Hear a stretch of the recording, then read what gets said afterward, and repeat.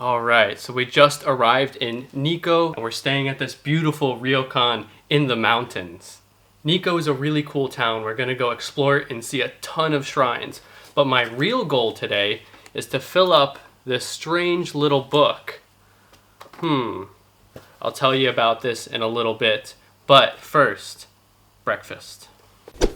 A ryokan is a traditional Japanese inn, and one of the best things about staying in a ryokan is that they usually include a really nice traditional Japanese breakfast or dinner. The meal usually consists of several small dishes. Even though it's a lot of small dishes, I always find it really filling, and it's a good way to try a lot of different things at once. Alright, before we go out and see Nikko, let's talk about that book that I mentioned earlier. So this is called a Goshuincho, or Goshuin book. And it might look normal, but you probably realize it doesn't have a spine, and the pages kind of go in this weird zigzag pattern. It's not like a normal book that has individual leaf pages, except for the ones that just fell out, I guess. Let's set those aside for now and see what's inside. So this is called a goshuin, and it's a special seal that is given to you at a temple or shrine by one of the priests or priestesses that work there. And you can see that my book has quite a few of them. And this is because these books started as a way for religious pilgrims to visit lots of temples and shrines and prove that they've been there. And if you go to a shrine, you can actually buy one of these books and get stamps as you travel across Japan.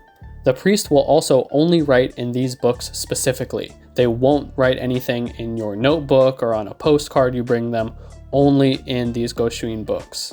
And they always inspect them beforehand. So if you have something in there like stickers or Pokemon cards, or they're dirty with soy sauce, they do not accept it and they won't write in your goshuin book. At some shrines, the scroll will be given to you on a separate piece of paper. In that case, you just glue it into your book and you're all good to go. One thing that I really like about collecting these is that each shrine has such a different style, and once you've collected a bunch of them and put them in your book, it looks really cool. Some shrines have multiple designs, and I can never choose which one to get, so I end up getting like 2 or 3 different designs from the same shrine. This one, surprisingly, is from Tokyo Tower. I went to Tokyo Tower twice before I even realized that there was a shrine in there, and you can get one of these goshuin pages. Yeah, some of these shrines make their goshuin pages really, really unique and memorable. These pages are probably my favorite thing to collect in Japan. They're really unique, and you can only get them by actually going to the shrine yourself. So it's a very good memory. And they're inexpensive. So let's see if we can find some pages today. Alright, we're coming up on one of our first shrines where we can get a goshuin page. So we're starting here at the Shinkyo Bridge, which is a very famous bridge that used to connect to Nikko Park. And let's take a look at the goshuin page that we got. Oh, it's actually pretty cool. I like the little stamp of the bridge that they have down here, and the calligraphy is nice and big on this one. But that's just the first one. Let's actually cross the street and go into the Nikko World Heritage Park.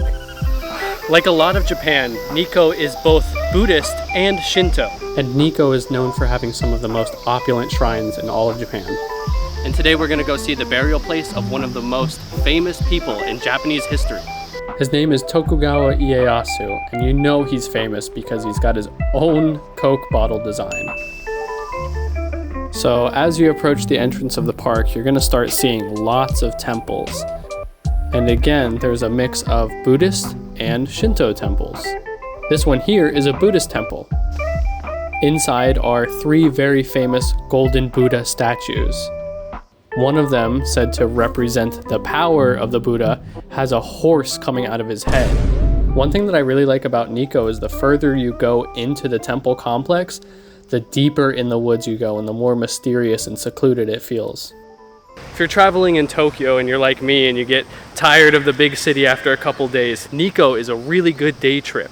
It's got lots of historical buildings, over 100 historical buildings in the town.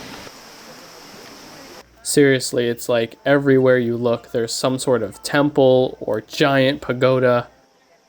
And one thing you'll quickly realize is that the amount of carvings on all these temples is insane. This pagoda here has all the signs of the Chinese zodiac going around it. And you have to remember that everything in this temple complex is completely carved and painted by hand. So next we'll pass through this gate, which has all of these really cool little wind chimes. And I noticed over here there is a set of wind chimes that you can play in a certain order to make a song. Alright, so we arrived at one of the shrines, and that means we can get some new pages for our book. And this is what I really like. Because it's not so busy today, I can actually give the priest my Goshuin book, and he'll write in it in front of me. So here you can see him using the black calligraphy ink to write in my book.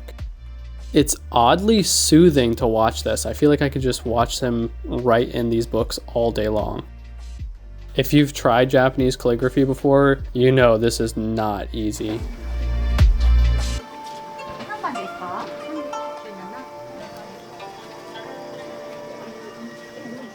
At this one shrine, I was able to get 3 different pages for my book. And these ones are really cool because they have a gold stamp at the top. So as we're approaching the entrance gate for the main temple, we see these really creepy looking statues. I'm told that they're elephants, and the story behind these carvings and a few others is that the artist had never actually seen an elephant himself. He had only been told what it looks like. So what do you think? Does this elephant look weird or what? I mean, I probably couldn't have done any better just going off of other people's descriptions of it. But around this temple complex, you'll see lots of animal carvings. The most famous of which are these 3 monkeys. One monkey hears no evil, one speaks no evil, and the other one sees no evil. And again, I have to emphasize how detailed all of these carvings are, and they're all completely unique and handmade. And everywhere you look here, there's just an insane amount of detail in the carvings, paintings, and colors. I can see why this is considered the most opulent shrine in Japan. This is the entryway for Tokugawa Ieyasu's final burial place. It was built by his grandson to honor him as one of the great unifiers of Japan. And my favorite thing about this gate, besides all of the gold, are these insanely detailed little figures. They're probably only 4 to 6 inches tall, but just look how much detail they have on them. Their faces and robes are all different. The little details like the cover of the book and all the different things that they're holding. All this work really shows how significant this particular shrine is in Japan. One other really weird thing is this pillar that was installed upside down on purpose. There's this philosophy in Japanese architecture that something will probably go wrong when you're building it, so you may as well purposely get something wrong and get it out of the way. And thus, this pillar is upside down. And here we have another page for our Goshuin book. Oh my god, bro. Oh, hell no, man. Alright, well at least there's another famous sculpture over here to cheer me up. And it's this cute little sleeping cat. The sleeping cat is said to symbolize the peace that Tokugawa Ieyasu brought to Japan, because a cat is thought to only be able to sleep when it feels safe. Through the sleeping cat gate, we find a staircase of over 200 stone steps. Fair warning, it's not the easiest walk on a hot summer day. But to me, reaching the top was totally worth it.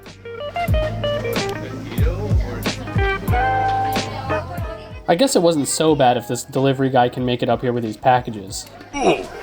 But here it is, the final resting place of one of the most important people in Japanese history, Tokugawa Ieyasu. And our final Goshuin page of the day. Alright, I would say that's a successful mission. We got quite a few Goshuin pages. And back down we go. I've been to a lot of shrines in Japan, and I would say that one was by far the most opulent and most intricate. I could honestly spend all day looking at all the different temples and all the detailed sculptures at Nikko, but I'm honestly starving, so let's try to go find some food.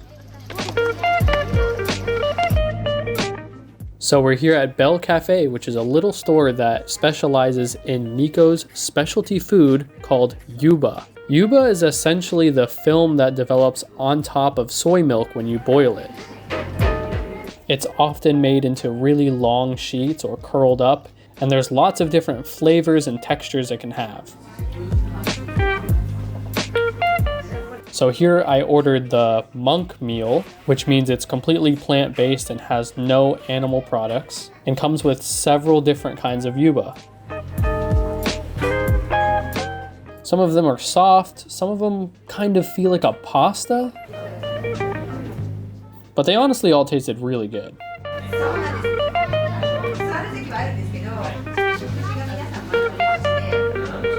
So now we're gonna head to one of the most amazing natural wonders in Japan. And we're here. Well, actually, you have to take this elevator down to this really creepy tunnel. So now we're here at Kegon Falls. The waterfall is about 100 meters tall and sits inside this big canyon. It's considered one of the 3 important waterfalls in Japan. Although it's most famous in the fall time when all the leaves change colors, it was still one of the craziest natural wonders I've ever seen.